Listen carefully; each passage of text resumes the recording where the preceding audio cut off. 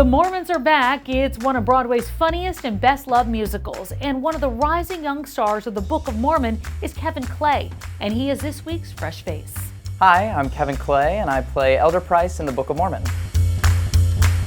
I grew up in Northern Virginia, 30 minutes south of DC. My first time on stage, I was 8 years old, and I guess I showed some knack for singing enough that I was cast as Yankee Doodle Dandy. I mean, as classic as it gets. So I'm singing like Yankee Doodle Dandy and Give My Regards to Broadway in this little George M. Cohan kind of review show for 8-year-olds. My voice teacher in high school put together a list of some schools, and out of his list, Penn State kind of fit the bill. Fortunately, I made it into the program, and I think that's when it clicked. I first realized that I could dedicate 4 years of my college education to performing. The Book of Mormon first came out when I was a freshman in college, so I had just started at Penn State, and as a kid, I was already a South Park fan. I immediately got the cast album. I'm listening to the cast album. I'm memorizing it. I know all the songs.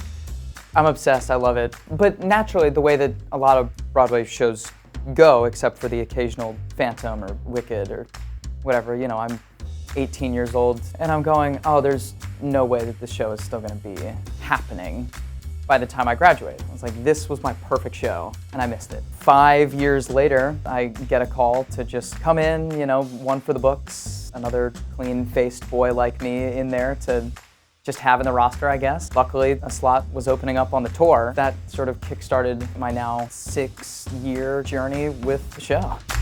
This show, what it means to me is it has been my growing up.